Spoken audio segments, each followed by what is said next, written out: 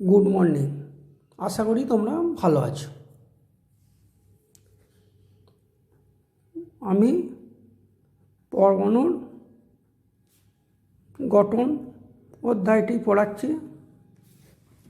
এই পরমাণু গঠন অধ্যায়ে আগের দিন যে তাতে রাদারফোর্ডের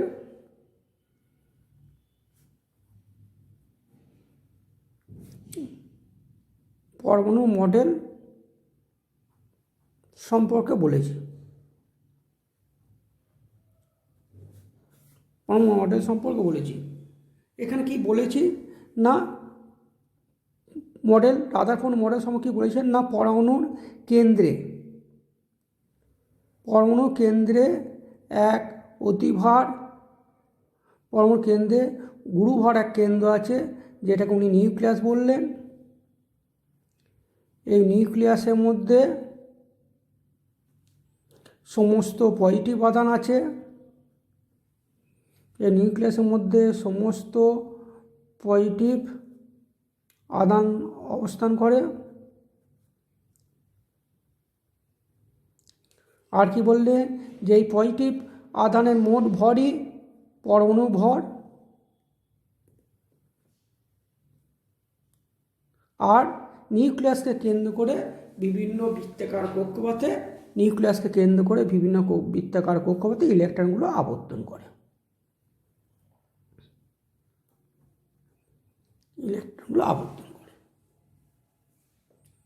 এবার দেখো, এই ইলেকট্রন হচ্ছে ঋণাত্মক আদান, কেন্দ্রে আছে পজিটিভ আদান।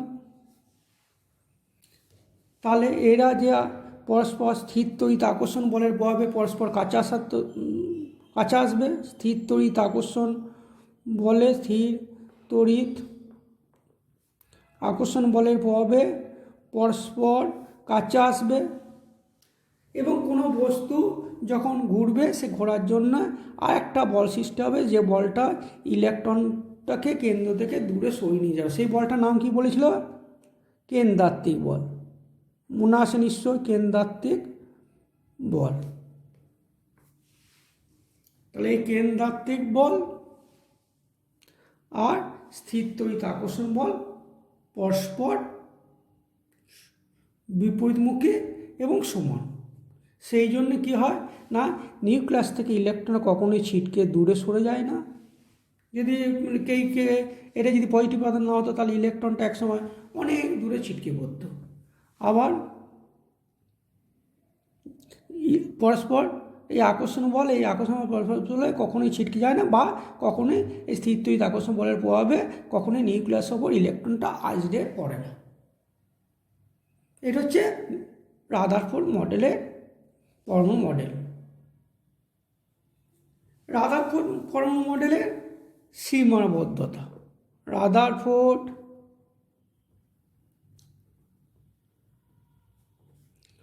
পরমাণু মডেলের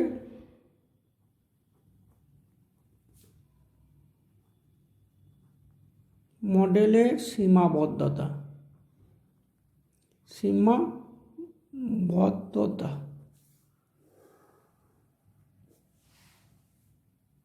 রাদারফোর্ড যে পরমাণু মডেল, এতে দুটি অসঙ্গতি দেখা যায়, দুটি ত্রুটি দেখা যায়।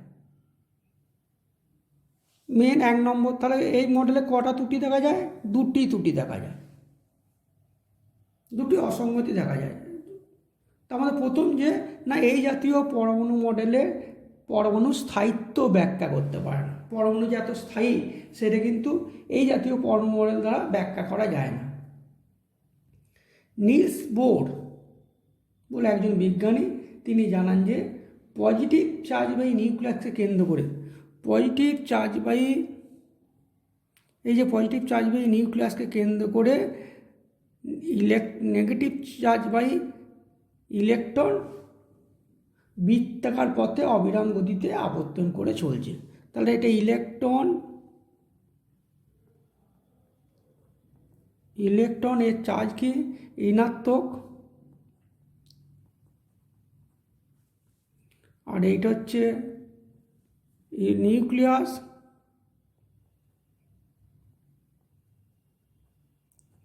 এর আধান কি? ধনাত্মক।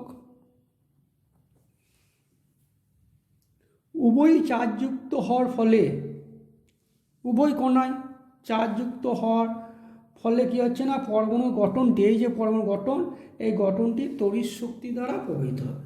এই যে পরমাণু গঠন, এই গঠনটা তড়িৎ শক্তি দ্বারা প্রভাবিত হবে। তাই ইলেকট্রনের গতি, এই যে ইলেকট্রনের গতি, এই গতিটি তড়িৎচুম্বকীয় নিয়ম দ্বারা নিয়ন্ত্রিত হবে।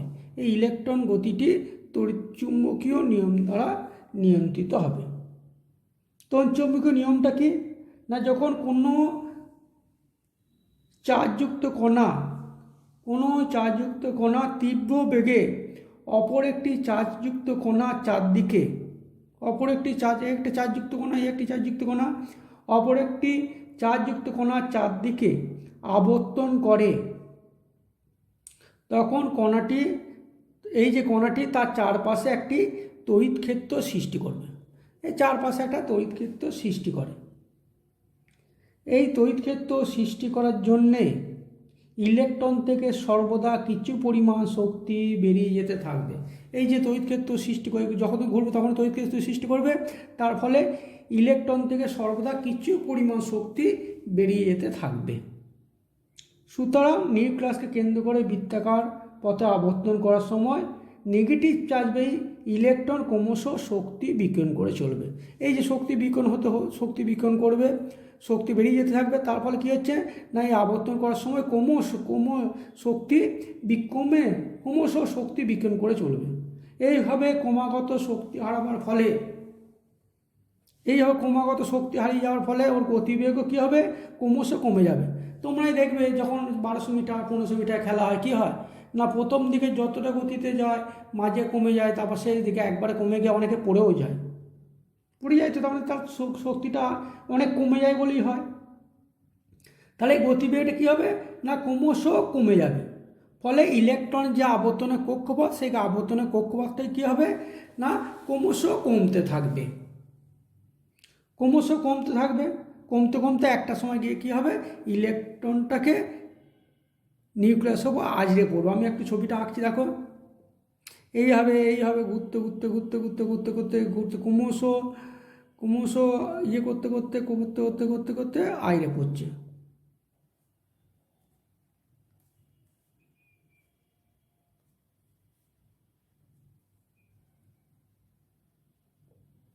ইলেকট্রন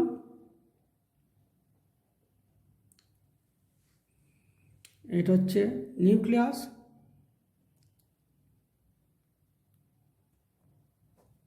ক্রমশ আইরে পড়বে।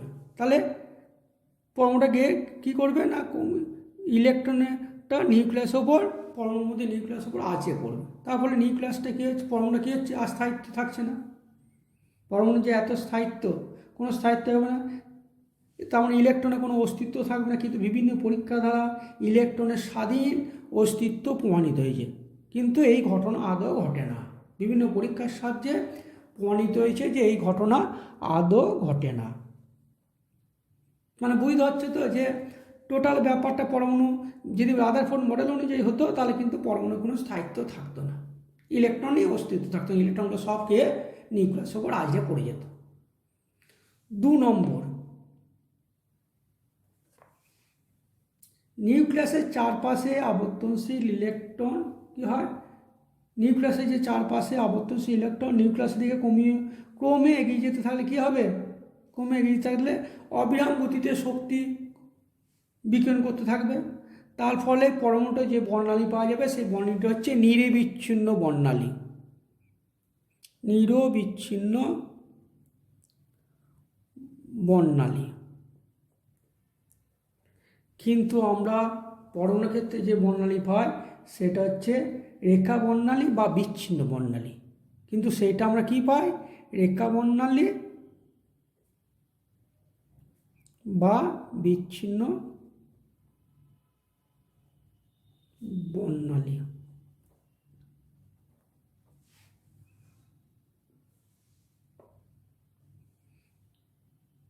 এই যে দুটি ঘটনা এই ঘটনাটা রাদারফোর্ডের যে পরমাণু মডেল সেখানে অসঙ্গতি দেখা যায়।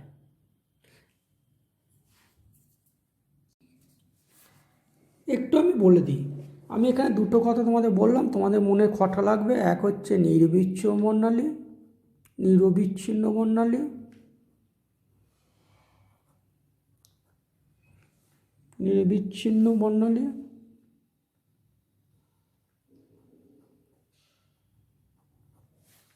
দুই হচ্ছে বিচ্ছিন্ন বর্ণালী।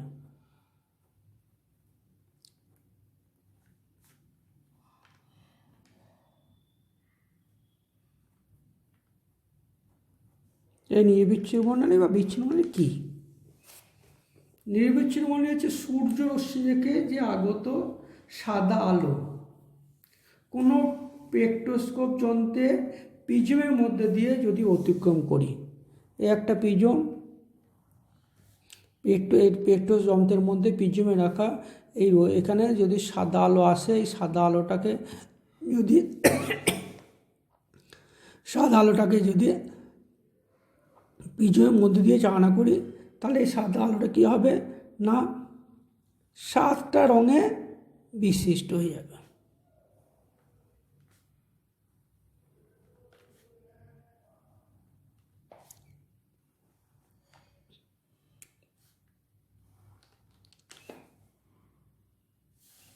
এইখানে হচ্ছে বেগনি, ওপরে থাকবে আর, এই যে 7টা রঙে হয়ে যাবে।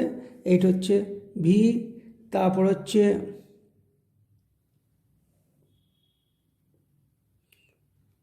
আই, তারপর হচ্ছে বি, তারপরে জি, তারপর ওয়াই, তারপর ও, তারপর আর। বেগনি আসা কলা আমরা যেটা বলি বেগনি, নীল, আকাশি, সবুজ, হলুদ, কমলা, লাল, এই 7টা রঙে ভেঙে যাবে। এই সাদা আলোর মধ্যে যে 7টি বিভিন্ন বর্ণের প্রিজমের মধ্যে দিয়ে প্রতিষ্ঠিত হয়ে যে বর্ণালী সৃষ্টি করে, এই বর্ণালীটা কেমন না রামধনুর মতো, রামধনুর মতো। এর সব থেকে নিচে থাকে বেগনি, ওপরে থাকে লাল। এই বর্ণালীতে কী হয় না কোনো কালো স্পট থাকবে না। এই যে বর্ণালী, এই বর্ণালীতে কোনো কালো স্পট থাকবে না। এই বর্ণালীটাকে বলা হচ্ছে নিরবিচ্ছিন্ন বর্ণালী। কিন্তু রেখা বর্ণালী কাকে বলছে? রেখা বর্ণালী কি? রেখা বর্ণালী বা বিচ্ছিন্ন বর্ণালীটা কি? কোনো গ্যাসকে বা বাষ্পকে যদি স্পেকট্রোস্কোপ যন্ত্রের মধ্যে দিয়ে চালনা করি, তাহলে এখানে সাদা আলোর মতো অতগুলো রঙে ভাঙে না। যে রং দিয়ে গঠিত সেই রং দিয়ে ভাঙে। এবং এখানে যে পাওয়া যায়, এখানে যে রশ্মিটা পাওয়া যায়, সেখানে কী হয় না এই প্রিজমের মধ্যে দিয়ে চালনা করলাম, এইখানে একটা রশ্মি পেলাম, আবার এইখানে কিছুটা কালো অন্ধকার হয়ে গেল, আবার একটা রশ্মি পেলাম, আবার অন্ধকার হয়ে গেল। এইভাবে একটা রশ্মি থেকে আর একটা রশ্মিকে অন্ধকার অংশ দিয়ে বিচ্ছিন্ন করে। এই যে বর্ণালী, এই বর্ণালীটাকে বলা হচ্ছে রেখা বর্ণালী। এটা পরমাণুর ক্ষেত্রে পাওয়া যায়। এখানে কোনো বিচ্ছিন্ন নয়, পরপর রঙগুলো থাকে না। একটা রঙের সঙ্গে আরেকটা রঙ কী করে না কালো অন্ধকার অংশ দ্বারা পৃথক করা থাকে। বুঝতে পারলে এই বর্ণালী দুটো এই হচ্ছে বর্ণালী। এখনও ডিটেলস যখন পড়বে তখন 11-এ পড়তে পারবে। এখন এইটুকুই জেনে রাখবো।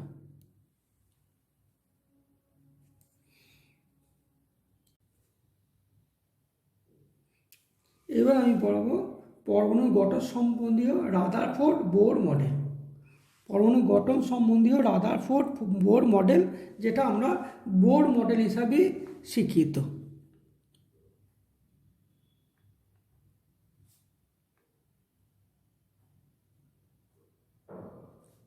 তোমাদের বই এটাই রাদারফোর্ড বোর মডেল হিসাবে লেখা আছে। হাইড্রোজেনের যে রেখা বর্ণালী, সেই বর্ণালী সূক্ষ্ম বিশ্লেষণ করে রাদারফোর্ড বললেন যে ইলেকট্রনগুলো নিউক্লিয়াসকে কেন্দ্র করে যে কোনো বৃত্তে ঘুরতে পারে না। নিলস বোর প্লাঙ্ক কোয়ান্টাম তত্ত্বের সাহায্যে পরমাণু স্থায়িত্ব ব্যাখ্যা করলেন। এই প্লাঙ্ক কোয়ান্টাম তত্ত্বটা কি একটুখানি বলে দিই। এই কোয়ান্টাম তত্ত্ব অনুযায়ী যখন কোনো পরমাণু শক্তি বিকিরণ করবে, সেই শক্তি বিকিরণ বা শোষণ করবে, সেটা অতি ক্ষুদ্র ক্ষুদ্র শক্তির সমষ্টি হিসাবে বিকিরণ করবে। এই শক্তি বিকিরণ বা শোষণ সবসময় একটা কোয়ান্টামের পূর্ণ সংখ্যার গুণিতক হবে। কোয়ান্টামের পূর্ণ সংখ্যার গুণিতক হবে। এই শক্তির শোষণ বা বিকিরণ কি না, শক্তির পরিমাণ যদি ই হয় ইজ ইকুয়াল টু হচ্ছে এইচ মিউ। এখানে ই হচ্ছে কি শক্তি, কম্পাঙ্ক হচ্ছে মিউ কম্পাঙ্ক,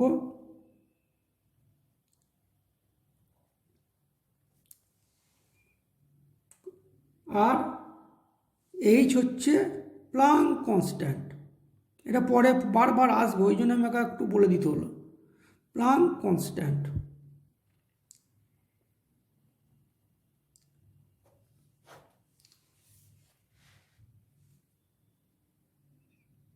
বোর্ডের যে পরমাণু মডেল, সে মডেল অনুযায়ী 3টে স্বীকার্য উপর বোর্ডের পরমাণু গঠনটা নির্ভর করে। 3টে স্বীকার্য। 1 নম্বর, স্থিত অবস্থায় ইলেকট্রনের কক্ষপথ। স্থিত অবস্থায় ইলেকট্রনের কক্ষপথ। স্থিত অবস্থায় ইলেকট্রনীয় কক্ষপথ। ইলেকট্রনীয় কক্ষপথ। স্থিত অবস্থায় ইলেকট্রনীয় কক্ষপথ কি না, রাদারফোর্ড বললেন যে রাদারফোর্ড বলেছিলেন কি যে কোনো বৃত্তাকার কক্ষপথে ইলেকট্রনগুলো আবর্তন করে নিউক্লিয়াসকে কেন্দ্র করে। বোর বললেন যে কয়েকটি নির্দিষ্ট মানের ব্যাসার্ধের স্থায়ী বৃত্তাকার কক্ষপথ ছাড়া ইলেকট্রনগুলো নিজেদের ইচ্ছা মতো যে কোনো বৃত্তাকার কক্ষপথে আবর্তন করতে পারে না। তাহলে বোর এখানেই পাল্টে দিল যে নিজেদের ইচ্ছা মতো করতে পারে না, কতগুলি স্থির ব্যাসার্ধের কক্ষপথে ইলেকট্রনগুলি আবর্তন করে। কখনোই কিন্তু নিজের ইচ্ছা মতো যে কোনো ব্যাসার্ধের বৃত্তাকার কক্ষপথে আবর্তন করতে পারে না। এই নির্দিষ্ট কক্ষপথে আবর্তন করার সময় ইলেকট্রনের কৌণিক ভরবেগ mv/r, এটা হচ্ছে কৌণিক ভরবেগ। কার ভরবেগ? কৌণিক ভরবেগ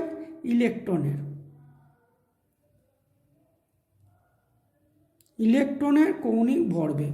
এই nv/r ইকুয়াল টু n/2π, এইটা হতে হবে। তার মানে সেই সব কক্ষপথে ইলেকট্রনগুলো আবর্তন করবে যেখানে এই কৌণিক ভরবেগটা h/2π এর পূর্ণ সংখ্যার গুণিতক হবে। h/2π এর পূর্ণ সংখ্যার গুণিতক হবে। এনটা 1 2 3 4 5 6 হতে পারে। এবার আমি বলি এমটা কি। এম হচ্ছে ভর। কার ভর? ইলেকট্রনের। ভিটা কি? গতিবেগ। কার গতিবেগ? ইলেকট্রনের। আর হচ্ছে কি? ব্যাসার্ধ। যে বৃত্তাকার কক্ষপথে ইলেকট্রনটা ঘুরছে সেই বৃত্তাকার কক্ষপথের ব্যাসার্ধ হচ্ছে আর। এন হচ্ছে যে কক্ষপথগুলো ঘুরছে সেই কক্ষপথের সংখ্যা, এটা 1 n ইকুয়াল টু, এটা হচ্ছে ব্যাসার্ধ, n ইকুয়াল টু 1 2 3 4 5 6 হতে পারে। এইচ হচ্ছে বলেছি আমি, কি বলেছি এই একটু আগে, প্লাঙ্ক কনস্ট্যান্ট। এইচটা কি? Planck constant. এর মানটা নির্দিষ্ট। কত না, এই প্লাঙ্ক কনস্ট্যান্ট মান হচ্ছে 6.626 into 10⁻⁻27 arc per second. 10⁻20 arc পার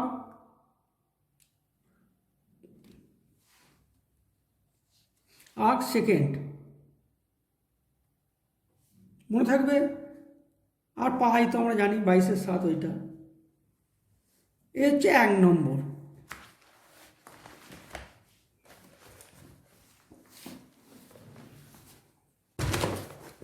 2 নম্বর, প্রত্যেকটি কক্ষপথে শক্তি নির্দিষ্ট থাকে। প্রত্যেকটি কক্ষপথে শক্তি নির্দিষ্ট থাকে।